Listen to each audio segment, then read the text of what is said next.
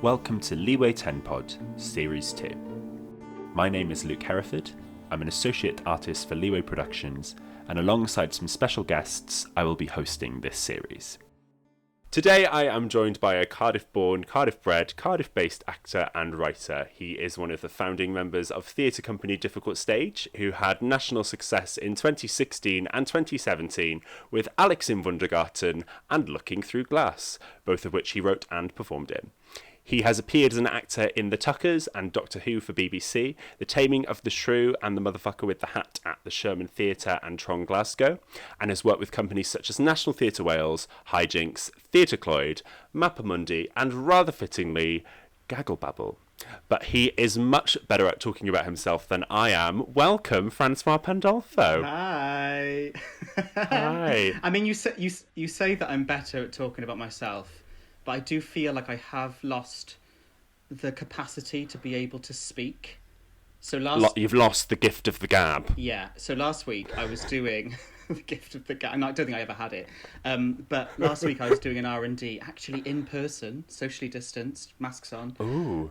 With Leeway Productions. Oh, what a coincidence! And I had no idea. Oh yes. And got there on the first day and just realised that I didn't know how to speak anymore to other people. So this is going to be fun. Well, I mean, you've had a week of I guess, practising speaking with other people, which yes. I guess has led you up now for today. Yes. Apparently you start with, how are you? Hello. My name is Francois. Is that a good start? Before we dive in and introduce our guest for today, I want to ask you a question. Yeah, go for it. You ready? Yeah. You ready? Yeah. What does musical theatre mean to you? Oh, sorry. I think I'm on the wrong podcast. I think I should be on the Why Are You on a Podcast When You Know Nothing About Musical Theatre podcast. So no. I'm really excited to have you here for that very reason. Yeah. That, like, I think we talk a lot about how I think kind of the musical theatre as a genre is often framed in a certain way that is, I think it could be so much more than sort of those big shows that we see at the Millennium Centre or wherever, or in the West End. But you still haven't answered the question. Yeah. Do you know what? If I really think about it, I've always felt like musical theatre to me is a bit like watching like the Olympics gymnastics.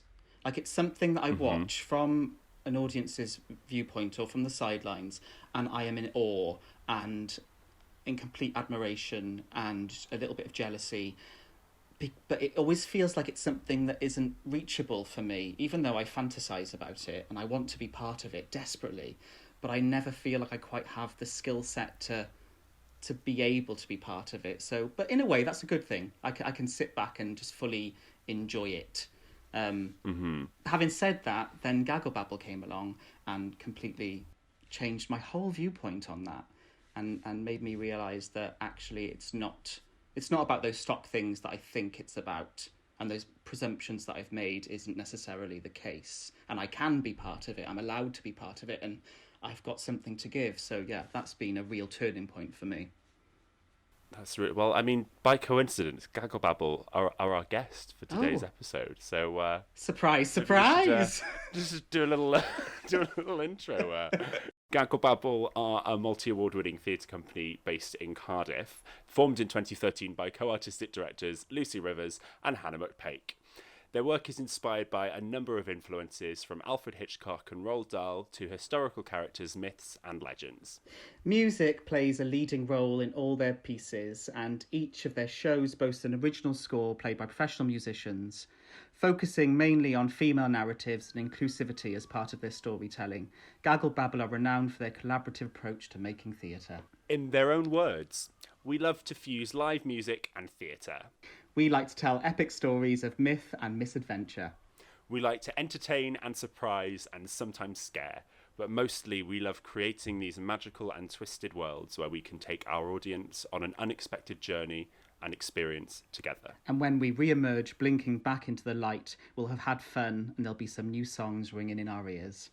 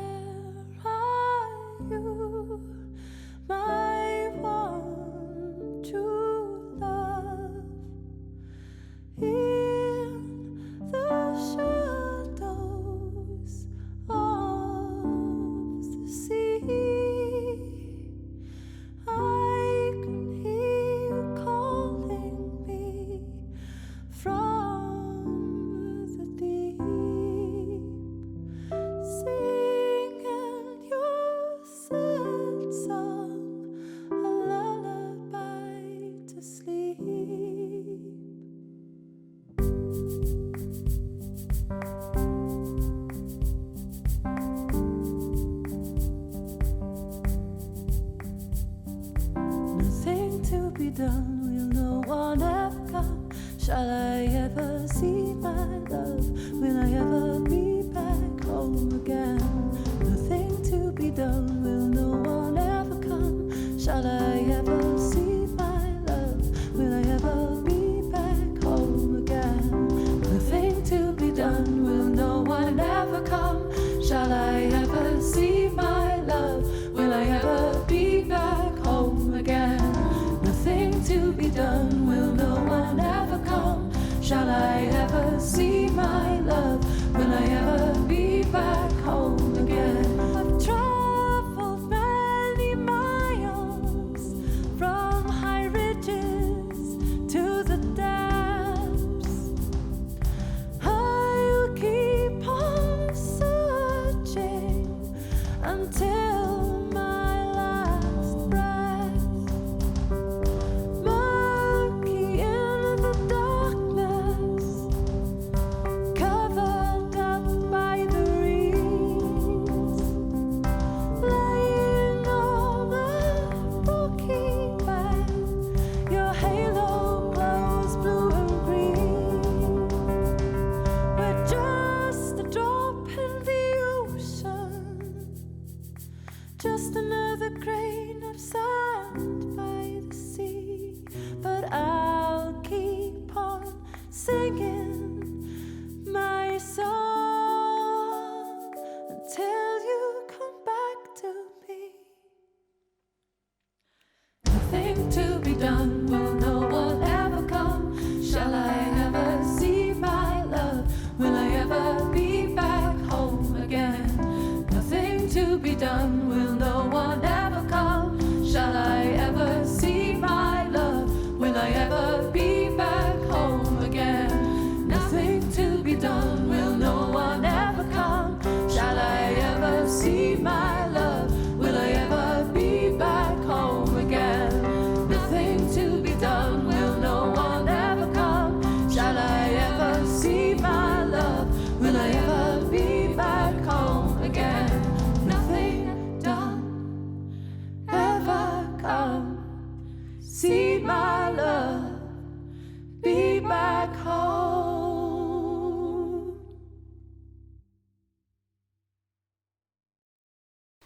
And that was my song from Gagglebabble's last show, Double Vision by Lucy Rivers. You might have heard that song before, mightn't you, Fran? Yeah, maybe.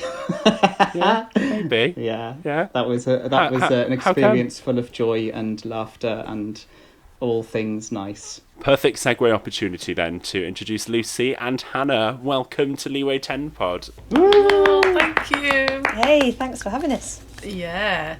Very welcome. Thanks for a lovely introduction as well. Well, you did send part of it through.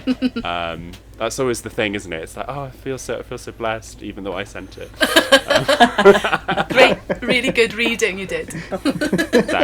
Thanks. I thought it would be dramatic if we split it up between the two of us. Nice little narrative to set us off. I just want to dive right in with quite a big question, which is what led to the formation of Gagglebabble? I think essentially, Gagglebabble formed the year after, I guess, we made the Bloody Ballad. So it was in 2013 when we were about to go to Edinburgh, and we suddenly went, oh, it would be really handy to have a company, and maybe this style that we're developing here, which was kind of, we called it gig theatre, thinking that we'd made that term up, and then realised, no, that is the term being used. We'd realised that actually that's something that's really popular and something that has legs, and that we could maybe do more like this. So we created it in 2013, just before we went to Edinburgh. But I guess what started the Bloody Ballad and that gig theatre idea was, I think Hannah and I had been doing our own self-employed, freelancing for a good 10 years or so before that. And I had just had a baby and wanted to make my own work and maybe experiment with music in a different way, because we've done a lot of actor musician stuff, and so it felt like either I'm going to have to stop working in this industry because it's too hard with a baby, or dig deeper and create your own company, your own show. So I think there was a lot of that going on at that point in my career, and naturally wanted Hannah alongside me with the Bloody Ballad and other friends, and I think it went from there, really. Because you both trained as actors, didn't you?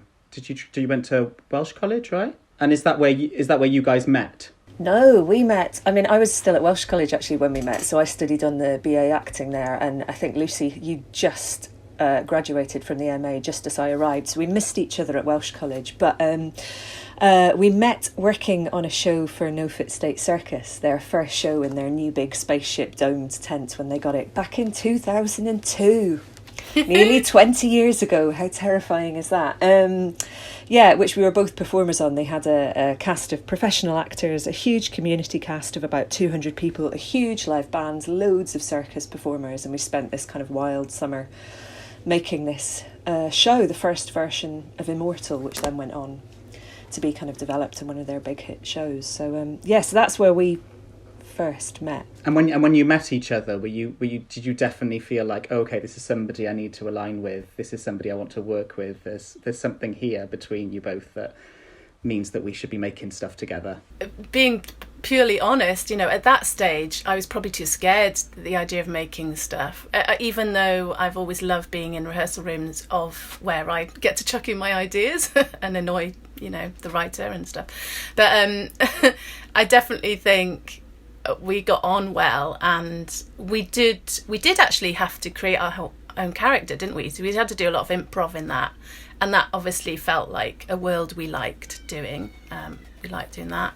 So I think we just, at that stage, it wasn't, oh yeah, let's create a company sometime in the future. But we since since Immortal, we went and did My Name is Sue, and Hannah and I were Sues, we're with Dav James, and that was very silly. So there was definitely a shared interest in that sort of a non-conventional theatre. Yeah, I moved back to Cardiff in kind of 2007, 2008 and ended up living around the corner from Lucy. So we're very much a Riverside-based theatre company within a couple of streets. And I think, as Lucy said, both of us were about 10 years into a career, kind of having done loads of devised shows, loads of kind of shows that had come from improvising and creating in the room, and really wanted to make stuff of our own. And I think we had this like real energy and kind of fire to make something new. That obviously has kind of grown into this gig theatre, music-led organisation that you two run. And did you think at the time that there was a sort of lack of music-led theatre that was happening in Wales?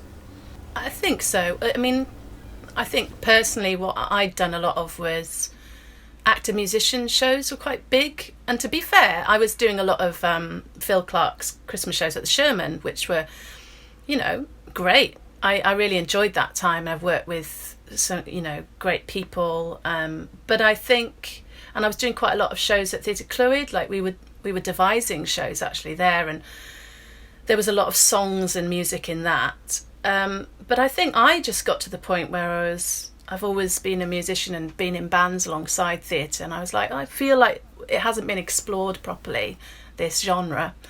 And obviously we know musicals in the sort of Andrew Lloyd Webber vein, but we know sort of actor muso shows. But I felt that was after a while I was frustrated with that. And also what had happened was a lot of professional musicians had left theatre because actor musicians had taken on over. And I don't think that's necessarily a healthy thing for music. Yeah, totally. So I was quite key in, when we did Bloody Ballad, that we would get in musicians who only played their instruments and didn't do other things. We did make them act, though. We did make them act, yeah. You made them act, forced them into it. Yeah. Yeah, I mean, of course, but it was that way round, rather than what often happens is actors who've maybe played a bit of, piano in school, and suddenly they're playing shitloads of music, and And that kind of actor musician thing that's transferred into, like you said, that Andrew Lloyd Webber vein almost. Like I always remember hearing stories about this production of Sweeney Todd that was on Broadway that was actor musician. I saw it, yeah. And did you? Yeah. And Patti LuPone played tuba in it, and she hadn't played tuba since she was like 9, which is, I mean, hilarious in my head. Patti LuPone playing tuba. But I mean, Patti LuPone could do anything, and she'd be impressive. Exactly. It's really interesting hearing you talk about the difference between musicians and actor musicianship, and kind of how you kind of, I guess, hold professional musicians in such high regard with Gagglebabble. Yeah, I think that, I mean, without just quickly to say, I'm not slagging off actor musician shows because I'm actually about to make another one. But but I do think you have to be, even in that cast now, you have to have some people who are really, really strong musicians. And then you can bring in those actor musicians to sort of, me and Hannah are actor musicians. I was just about to say, I've been sat here feeling really like I am someone who played their cello at school and then occasionally gets it out the box if somebody makes me play it, like Lucy. So I am totally guilty of being one of those people. But I guess, it's a balance, isn't it? We have a mixture of kind of actor musicians and then what I would call proper musicians, people who practice or what have practiced. And equally, if I remember correctly, in Double Vision, it was very much kind of, we need some kind of soundscape here, pick up this, pick up that, let's see if we can create something. So I guess that, it's quite a bold statement, isn't it? But I guess it's quite flexible, is it, really? Oh, yeah. I wouldn't want to come off this sounding really Puritan, because what I love about theatre is it's like that sort of magpie art, isn't it? Everyone can do anything. And, of course, audiences love watching people just be talented and do lots of things. And, you were fab at lots of shaker action. On the shaker, Fran. Exactly, Francois. Hey, I think you got your own shaker after that, so you could practice at home. Since Double Vision, that shaker has made many an audition appearance. Yeah, it's really useful. And we're laughing, but that was totally part of that sound world, Yeah. And you were on all the harmonies. So again, it's about the people we want to work with, and I guess that's something that is always really key for us when we're putting shows and teams together. It's about people as much as it's about skills. When you're creating a piece, how important is the musical style to you both, and how much is dictated by the characters or the situation? A lot of the music, which I guess I'm mainly the composer, is massively dictated by what is the idea. The music sets a tone really easily. So, I don't know, when you've got the Dahl show, the Roald Dahl show, we already were talking about influences, weren't we, Hannah?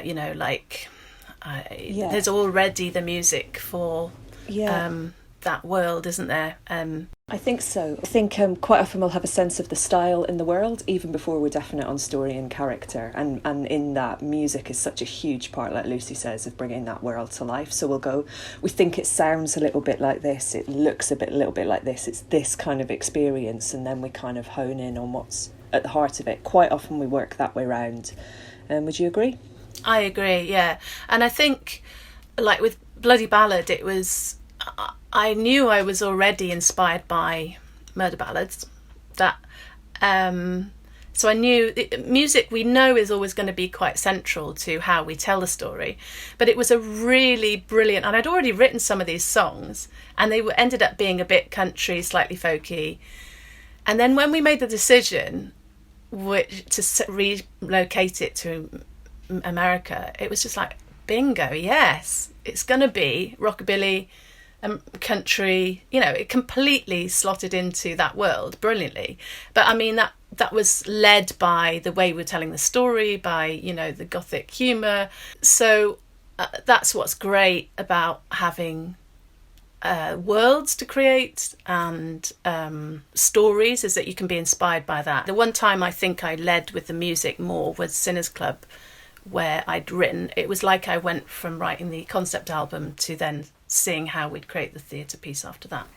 Sounds like there's no kind of set way. It just kind of, each piece definitely has its own way of realising itself. Yeah, I think we've worked in lots of different ways. I think the thing that is always there is collaboration. Like, I think you said that in the intro, like we really do work in a collaborative way with whoever we're working with. But each process has been different. Bloody Ballad was the first time we made a show, and that had come from Lucy getting a pot of money to explore these, Welsh folk story it started out as, which then ended up as this Tarantino inspired slasher type thing, but each show's been different. We knew for Forsyth Sisters we wanted to do a ghost story, and we kind of wanted to give ourselves a different challenge, so we did kind of something really immersive with that.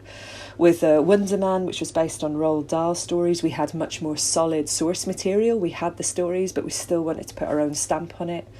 Double Vision, we had an unmade Hitchcock seed of an idea which we wanted to kind of blow apart. Again, we wanted to play with immersion. We worked with Matthew Blake, who does a lot with Punch Drunk, and we also wanted to put accessibility at the heart of that. So we had audio description inbuilt into the script, and we were kind of exploring huge visual concepts for visually impaired audience members. So we were working with Cardiff Institute for the Blind, and so we kind of always look at projects differently, and again it's about the particularities of that project and the people on that, rather than a set way of working, I think.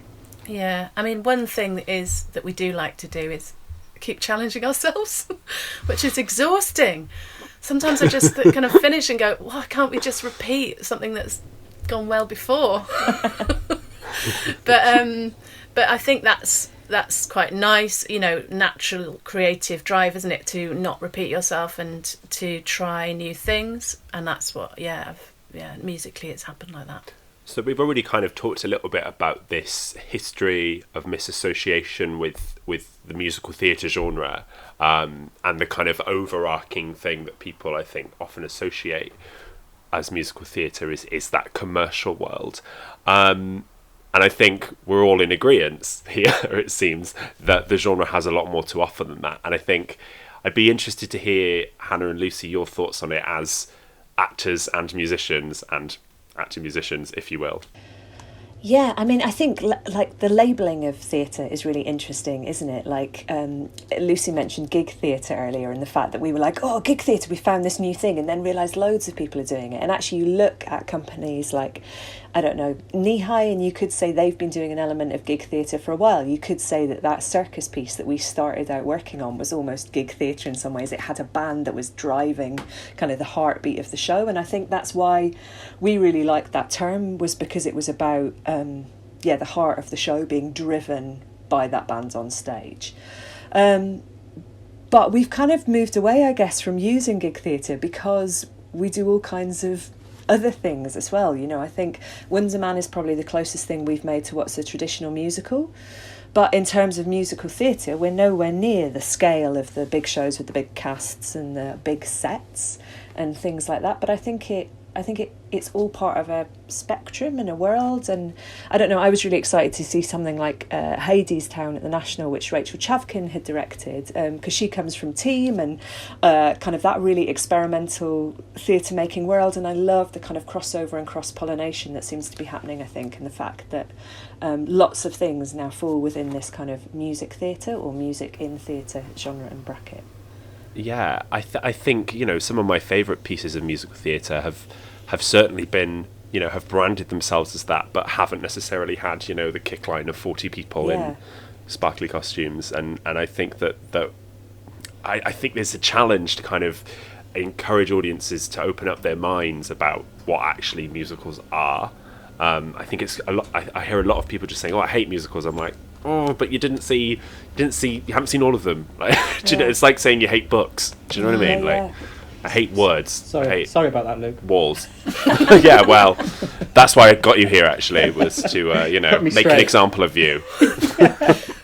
I guess it's that everything gets so categorized. I mean, it does in life as well, in terms of, and we're kind of opening up to, how fluid gender can be. And I guess the industry needs to kind of meet that as well, doesn't it? In terms of also all these different genres can be really fluid. It feels like, contemporary dance is in one place, and opera's in one place, and musical theatre's in one place, and drama's in one place. And it's like, actually, what I love about Gagglebabble is they go, let's throw the rule book out and let's just experiment. And there's this tenacity that you guys have, which is like, and it might go wrong, it might not work, but we're willing to spend the time and energy and intelligence to have a play at that. And I really admire you for that. There's no question in this. I'm just kissing your bums. Thanks. Thanks. Yeah, I agree. I kind of go, well, what we want to take, why are musicals so popular? I mean, because generally people want to they're generally entertaining, and I think that's a word sometimes looked down on, but I think Gagglebabble has always tried to do entertaining shows, and popular. I don't see that as a bad word. I want our shows to be popular. Doesn't mean we have to be safe. It doesn't mean we have to be predictable. But I want to be able to bring my, really hip, cool friend who went to art college, and my granddad, and my, I want everyone to be able to see the show and not worry that it's not for them. I quite like, popular and entertaining. Yeah, I think we're scared of things being entertaining and populist, and thinking that means they don't have merit or quality or heart or intelligence or integrity behind them. And I don't think that's the case at all. Why are we scared of having audiences and reaching whole swathes of people? Kind of seems crazy.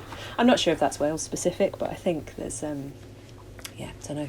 No, yeah, I think it's a really interesting question though, and one I'm asking a lot of, because I'm starting to go, well, how do I make more money in this industry? Well, musical theatre is one of those areas, and then, but also I don't want to in any way sell out from what I love, and part of why I love theatre or experimental theatre and all that is because I want to be challenged and have fun, and so I do think we need to push that genre forward in an exciting new way. I mean, generally theatre's not going to survive, and it will always survive because it always changes, but we need to remember, and particularly in Wales, that it needs to keep changing.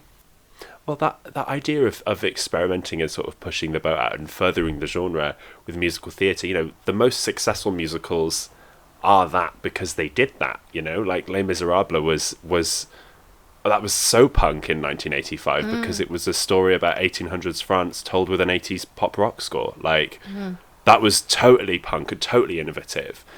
And it almost feels like we're scared to kind of that a lot of people who make musical theatre are sort of following that genre, but actually if you just do something that's honest and tell it in a way that's honest to you and to that story, it's more likely to be successful, I would say. Yeah, I think that's a really good point. You think about Les Mis or Evita or any of those things that really were like cutting edge at the time, weren't they? And because we're however many years down the line, I don't even want to count those years because it would make me realise how old I am. We need to remember that energy, I think. I've always been a bit snobby about musicals because I always thought they had to be in a certain musical style, which I don't necessarily write in. Or I really love some of the big musicals, like my favourite ever, West Side Story. So it's not that I don't love them, it's just that what personally I can write, I was thinking, well, it's not a world for me. And then I wrote Bloody Ballad thinking, it's very giggy, it's quite punky, and we had the biggest surprise when we won all the musical theatre awards at Edinburgh. And we're like, oh my God, that's really cool. That means that my expectation is behind what actually people are seeing as musical theatre. And that's a really good thing, because sometimes we can put ourselves in that sort of restricted areas as well. Yeah, so with that in mind, how do you see your work developing and adjusting, because of the time that we're living in the future? Well, we were in the middle of a couple of projects, kind of various stages of R&D, which obviously got paused. We were developing a new show, which actually was a mix of kind of some opera or more classical singing with beats and stuff, which was again another new avenue for us. So we kind of had to put those projects on hold, but it's also made us again address what they are, who we're making them for, what we're trying to make. And I think for us, audience is always at the heart of what we do. It's always about that audience experience. So we're kind of really looking at those and trying to work out if there's a way that we can do them in socially distanced ways, or what would be the way we want to revisit them when things do open up, if they open up soon. But having said all that, we've also been continuing to make work. Again, Lucy, you should talk about this more, but we've made a project, Borderlands, which is Lucy's project during this time, which has been about creating digital content. And we've been thinking lots about our kind of back catalogue of work and going, are there concept albums or album versions of our shows that we could release? What would a kind of audio version of Bloody Ballad look like? Or what would a filmed version of these things look like? So we're asking lots of questions about the spaces that our work exists in, and how we can kind of expand those and find new avenues. And do you think even if shows don't have to be socially distanced, when it comes to being able to present, theatre again, do you think people's psyche is different towards what they want to see, or can we just kind of pick up where we left off? I mean, you might have just kind of answered that question, but how do you feel about? Do we need to offer something different? I really want to see joyous, fun, entertaining stuff. I don't know. I guess we've had an overload of lots of online, maybe a bit more serious monologue stuff. And I guess I'm really desperate to get back to that total theatre and, live. I know we all are. So I feel like there is a good... I mean, Hannah and I are going, God, wish we could plan, because we feel like Gagglebabble and, our sort of vibe could be really a good energy for returning, but it certainly made us reconsider what we do. I think things will change post-pandemic. I think some things will maybe go back the same, but I think it's already made Hannah and I look at, we've had to look ourselves, quite seriously and gone, can we continue Gagglebabble? If we can, and we've decided we are, and we will, and it's worth it, then we want to be even more punk, even more on the streets, even more, rebellious, because actually what we don't want is being more safe and more what stuff we've seen before. I think that's the sort of conclusion we've come to. Very final question, which is kind of a wide open one. What do you think is next for musical theatre in Wales?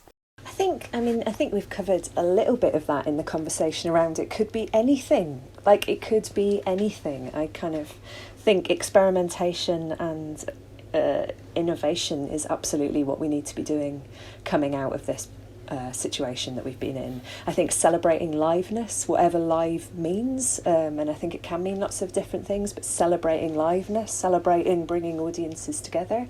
And I think there's something really magical about doing that with music, as well as story, as well as kind of a physical presence, whether that's dance or not. I think it's a kind of truly magical experience coming together and listening to stories, and so I think we just need to keep pushing that genre forward and experimenting with things.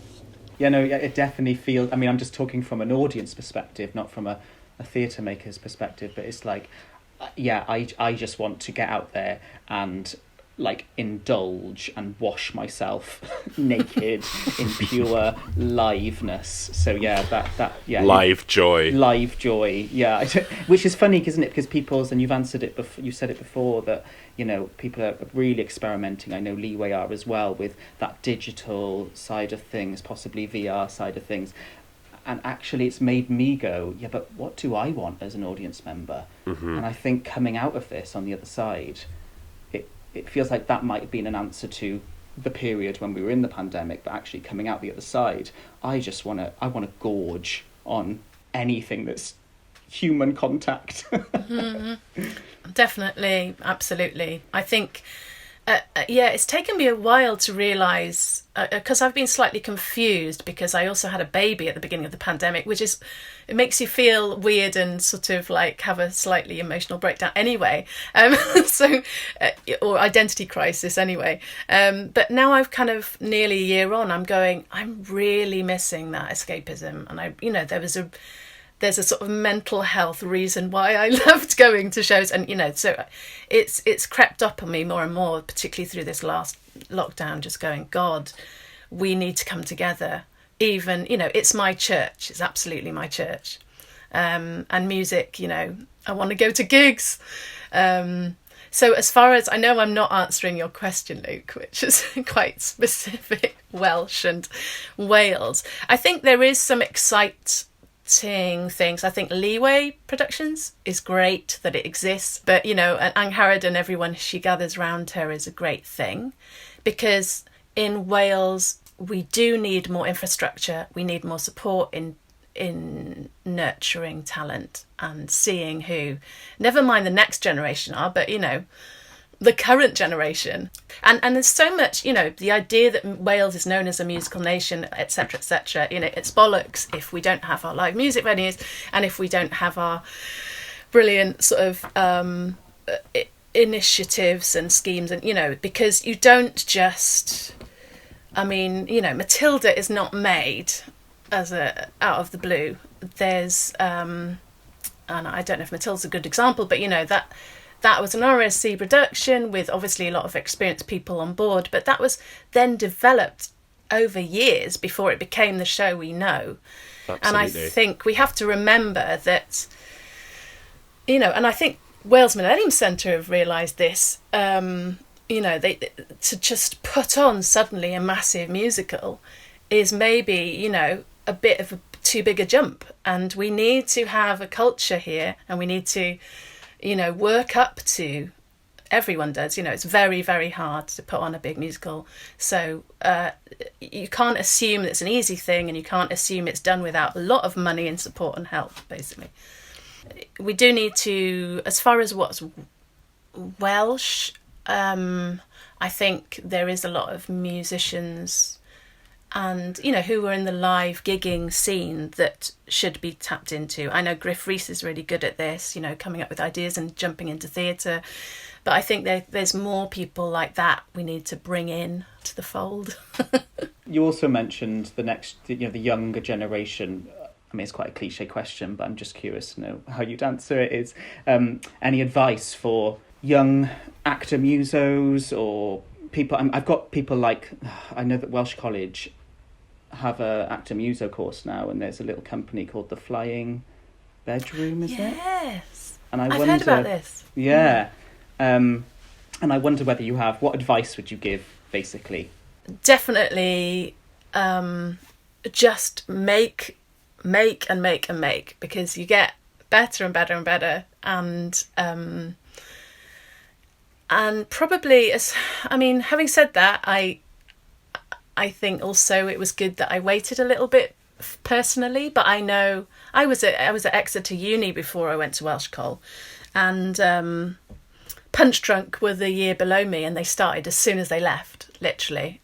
So it works both ways, and I think, I don't know. It's really hard with the nuggets because everyone can get there differently. I didn't do any formal musical training, but now I'm mainly working as a composer, so I think there's loads of different journeys to get there. Yeah, I think I totally echo that, and I think I'd say as well, don't worry about making anything good or right or clever or even interesting. Just make like what you like and properly experiment, because I think there's a lot of pressure to get things right a lot of the time when you're training, or to do what you think people want. But I don't think you can second guess that. I think particularly when you're starting out, like Lucy said, just like make and keep generating, and don't worry in some ways about what that content is, because you'll find it as you go. Thank you for listening to Leeway 10 Pod Series 2. You can stay up to date on all of our news on Twitter at LeewayProds and by using the hashtag Leeway10Pod. You can also view captioned versions of all of our episodes on our YouTube channel.